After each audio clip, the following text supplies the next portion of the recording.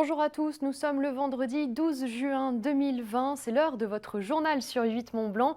Au sommaire ce soir, le secrétaire d'État à la Santé et au Travail, Laurent Pietraszewski, était en visite ce jeudi dans une entreprise spécialisée dans l'aménagement à Kognien. Le but, voir comment les PME ont mis en place les mesures barrières dans leurs locaux. Les Anglais, en vacances sur le sol français, devront-ils se plier à une période d'isolement avant de profiter de leur séjour? C'est une mesure qui inquiète les professionnels du tourisme comme Amorzine qui comptent sur les vacanciers étrangers pour se remettre à flot. Le 14 novembre dernier, une très grande partie des étages supérieurs de la mairie d'Annecy partait en fumée dans un violent incendie. Le déblaiement des débris et des gravats devrait se terminer à la mi-juillet. Un point presse était organisé ce vendredi midi. On écoute le directeur général adjoint de la mairie d'Annecy en charge du cadre de vie. Il répond aux questions de Sébastien Germain. Les travaux de déblai ont démarré en janvier et pour se poursuivre jusqu'au début du confinement, phase pendant laquelle on a déblayé 500 tonnes de débris.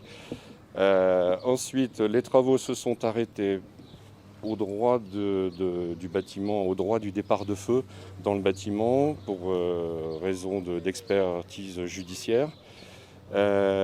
Pendant ce temps-là, on avait commencé à monter le début du parapluie, du futur parapluie.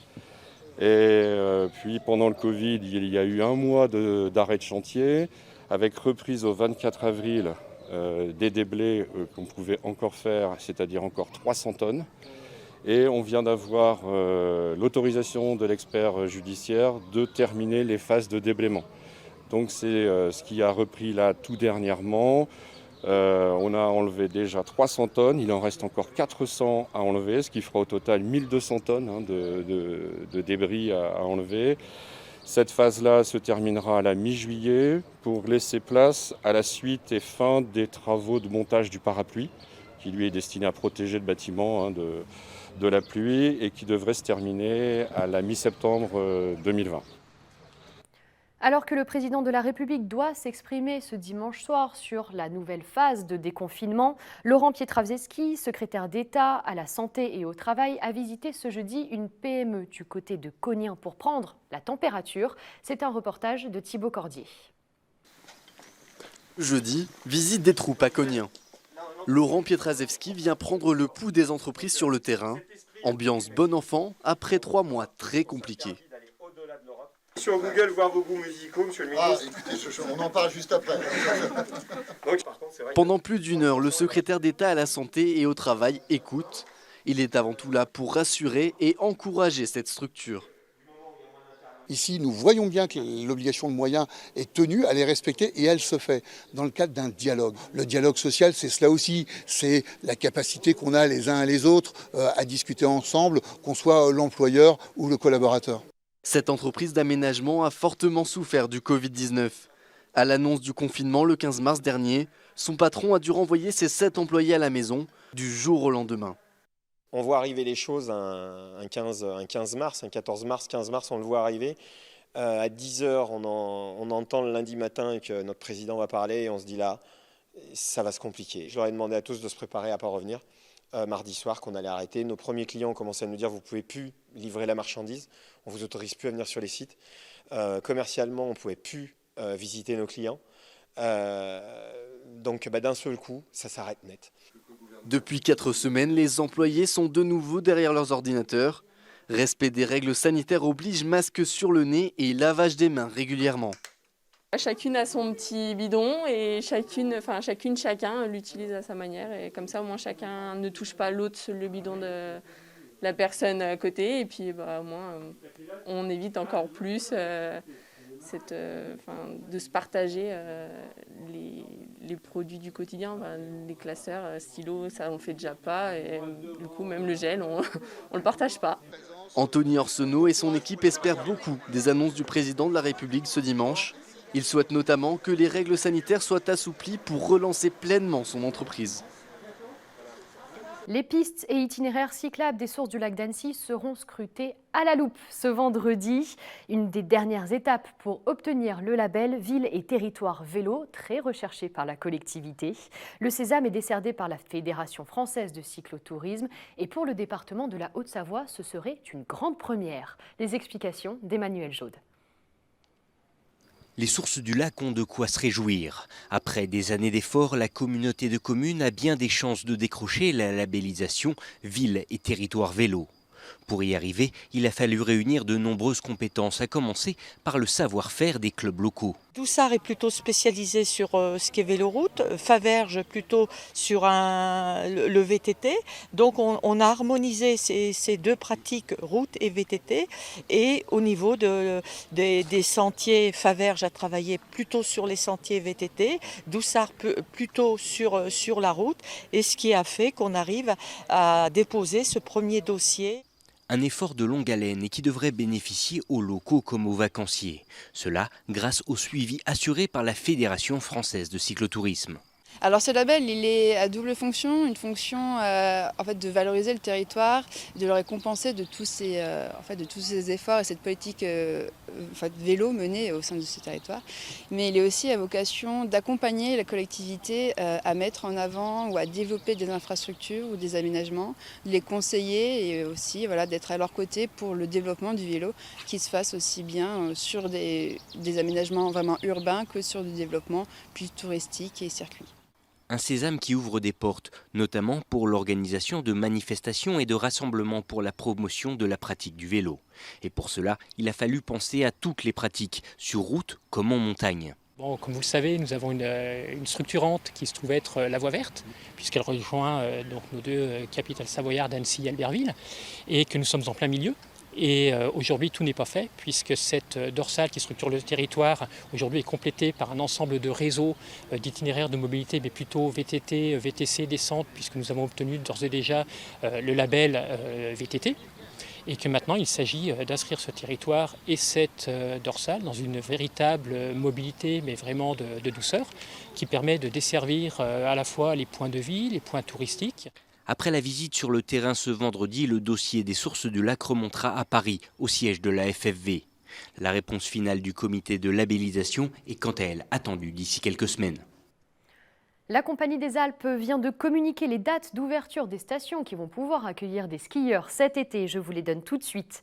Le premier village de la Plagne ouvrira ce vendredi 13 juin. Les autres ouvriront progressivement entre le 27 juin et le 4 juillet. Pour la station de Tignes, ce sera le 27 juin. Quant aux Arcs, les Ménuires, Méribel et puis l'ensemble des stations du Grand Massif, l'ouverture est prévue le 4 juillet. Toutes les personnes arrivant par terre, mer ou encore air doivent être isolées. C'est la règle depuis ce lundi au Royaume-Uni. Le pays largement touché par l'épidémie de coronavirus compte à ce jour plus de 40 000 morts. Alors pour limiter la propagation du virus, les autorités britanniques ont donc pris cette mesure de quarantaine qui inquiète les professionnels du tourisme dans nos stations. Victoria Lopez est allée à leur rencontre à Morzine, en Haute-Savoie. Les Portes du Soleil attirent chaque année des milliers de voyageurs britanniques. Très prisée par les VTTistes l'été, la station village de Morzine s'apprête à vivre une saison perturbée. Il faut attendre et voir comment cela se passe. Je pense que ça dépendra beaucoup des règles de quarantaine et de leur évolution. Si elle est levée, beaucoup de monde viendra, sinon c'est sûr qu'il n'y aura personne. Les règles de quarantaine, voilà de quoi dépendent de nombreux commerçants, hôteliers ou restaurateurs dans la station. Depuis le 8 juin, le Royaume-Uni a en effet imposé une quarantaine pour tous les voyageurs arrivant sur le sol britannique. Par mesure de réciprocité, la France a décidé d'inviter les Britanniques à s'isoler pendant 14 jours à leur arrivée sur le territoire français. Dans ces conditions, les vacances deviennent un véritable casse-tête et une vraie inquiétude pour les acteurs du tourisme en Savoie-Mont-Blanc. C'est notre deuxième clientèle internationale l'été, juste derrière les Néerlandais. Donc ils viennent en nombre sur notre territoire, que ce soit en montagne, au bord des lacs, pour pratiquer toutes les activités outdoor qu'on peut proposer. Donc on a un peu un double effet cet été avec à la fois le Brexit qui est compliqué à gérer pour eux et puis Et puis cette quarantaine qui a été imposée depuis lundi. Al gère une entreprise de location de chalets à Morzine. 90% de sa clientèle est britannique. Chaque jour, on a des clients qui nous demandent, on peut transférer les vacances jusqu'à l'année prochaine, on peut annuler, on peut voir les autres options. Et on essaie de trouver les autres options, par exemple venir plus tard dans l'été, mois d'août, peut-être mois de septembre. Morzine va rester ouvert cet été jusqu'à le 21 septembre et on trouve les solutions comme ça, mais c'est pas facile. Si l'été inquiète, c'est aussi et surtout la saison d'hiver qui sera déterminante. C'est dans l'hiver qu'on fait 80% de nos chiffres d'affaires. Et s'il y a un deuxième confinement, c'est difficile d'imaginer comment on peut continuer. L'ouverture des frontières intérieures de l'Europe le 15 juin redonnera peut-être un peu d'espoir aux professionnels du tourisme.